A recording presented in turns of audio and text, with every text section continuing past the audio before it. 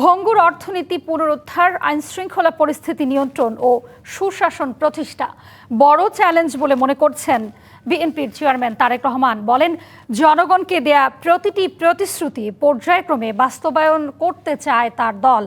দেশ পুনর্গঠনে দলের নেতাকর্মীদের দায়িত্বশীল হওয়ার আহ্বান জানান তারেক রহমান।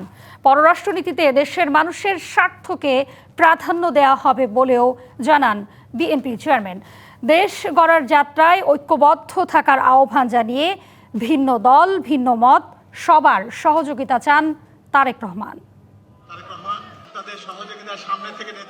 ত্রয়োদশ জাতীয় সংসদ নির্বাচনে নিরঙ্কুশ সংখ্যাগরিষ্ঠতা নিয়ে বিজয়ের পর এটি বিএনপির আনুষ্ঠানিক সংবাদ সম্মেলন।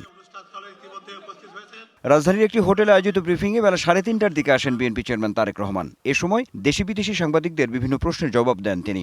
এই বিজয় বাংলাদেশের, এই বিজয় গণতন্ত্রের, এই বিজয় গণতন্ত্রকে আমি জনগণের। আজ থেকে আমরা সবাই স্বাধীন। আমি দেশের সকল জনগণকে জানাই আন্তরিক অভিনন্দন। শুরুতে দেশের গণতান্ত্রিক যাত্রায় বিএনপির উপর আস্থা রাখায় দেশবাসীর প্রতি কৃতজ্ঞতা প্রকাশ করেন তিনি। রাজনৈতিক দলগুলোর প্রতিযোগিতা যাতে প্রতিহিংসায় রূপ না নেয় জানান সেই আহ্বানও। যে কোনো মূল্যে অবশ্যই শান্তি এবং শৃঙ্খলা বজায় রাখতে হবে।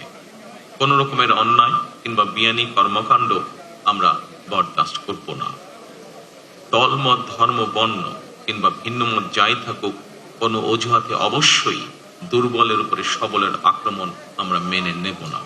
জনগণকে দেওয়া প্রতিশ্রুতি বাস্তবায়নে বিএনপি কাজ করবে জানিয়ে দেশ পরিচালনার চ্যালেঞ্জ নিয়েও কথা বলেন তারেক রহমান। আইনি শাসন প্রতিষ্ঠা করা না গেলে আমাদের সকল চেষ্টা ব্যর্থ হয়ে যেতে পারে।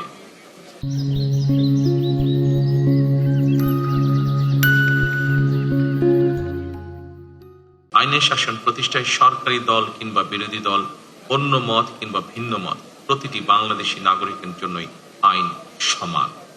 আইনের প্রয়োগ হবে বিধিবদ্ধ নিয়মে। পররাষ্ট্র নীতি নিয়ে সাংবাদিকদের প্রশ্নের জবাব দেন বিএনপি চেয়ারম্যান। ভারতে আশ্রয় নিয়ে আওয়ামী লীগের নেতাকর্মীদের নিয়ে প্রশ্নের জবাবও দেন তিনি। We have cleared ourselves regarding the foreign policy, which is the interest of Bangladesh and the interest of Bangladeshi people comes first. দেশ গড়ার যাত্রায় সবাইকে ঐক্যবদ্ধ থাকার আহ্বান জানিয়ে বিভিন্ন দল ও ভিন্ন মতের সবার সহযোগিতা চান বিএনপি চেয়ারম্যান। গণতান্ত্রিক বাংলাদেশ প্রতিষ্ঠার যাত্রাপথে আমি ভিন্ন দল কিংবা ভিন্ন মতের সকলের সহযোগিতা কামনা করছি। Anwar Hossain, DBC news, Dhaka.